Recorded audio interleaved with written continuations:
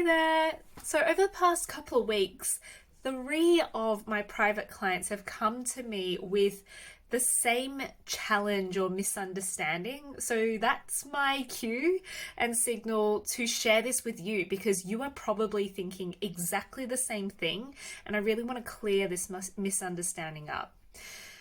The misunderstanding is that you're being too nice.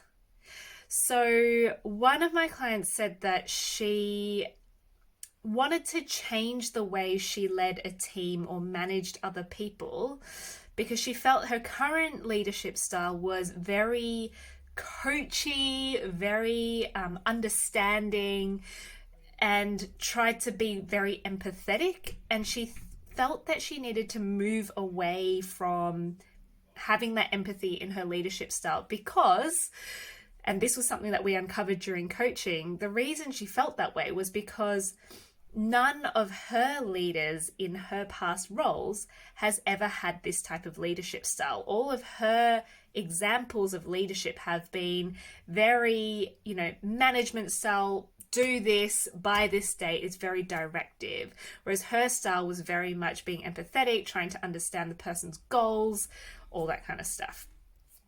Another of the 3 clients came to me very recently and said that she felt she handled a conversation in a way where she was too nice and too compassionate, and she didn't want to be taken advantage of because she was too nice. Again, for her, she's always worked in male-dominated environments, especially when it comes to people above her, so in leadership levels or with her superiors. So the only ever examples she's had in the past of leadership has been not so compassionate in terms of the way that they communicate. Not that they're not compassionate people, but the way that they communicate, again, was very directive, very factual, kept, very stern tone of voice. This is a common problem for women in STEM because, especially in the mid to senior levels, your leadership is very likely to all be male. So the people that you have had as role models for leaders have probably all communicated in a way that is different to the way that you would communicate. And it's really tricky for women in STEM to move up into leadership and feel comfortable in the way that they lead if they never figure out what their own leadership style is. So for both examples that I gave, I actually don't see anything wrong with it. So the first example being, her leadership style was very empathetic and very coachy. There's nothing wrong with that. In fact, that's such a great value to have in your leadership style, especially when no one else in your workplace is leading that way.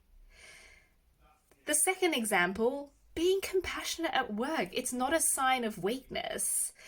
It is a sign that you're a good human being, and leaders, colleagues, people who you manage, they're all human connections.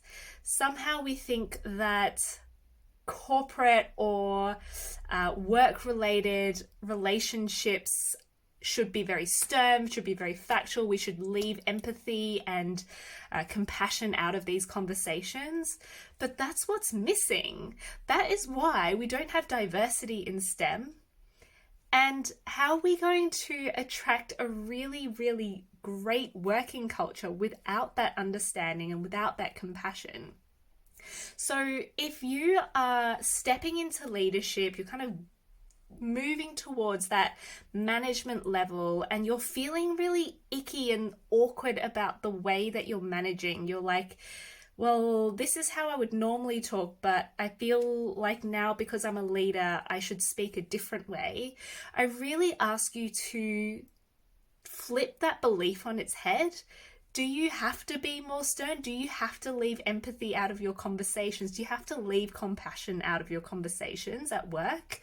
Or can you implement them and just become a different type of leader, one that you've never had and maybe one that you wished you had all along? If you're really confused by how you can apply this to your own role and to your own leadership style, or you just have no idea how to figure out what your own leadership style is and if it's correct or not, come and speak to me. Shoot me a comment in the section below and let's talk, because this is something I'm really passionate about. This is something that the world, especially in STEM, needs. We need different leaders and ways of leading. So don't try and be someone else just because they're the only examples you've had in the past. You can find your own leadership style, one that you feel comfortable communicating in. It's just about trying to figure out what that is. And it is more difficult because you never had that example before, but we can work through that. Right, I'll speak to you soon. I hope you got a lot out of this conversation. See you later.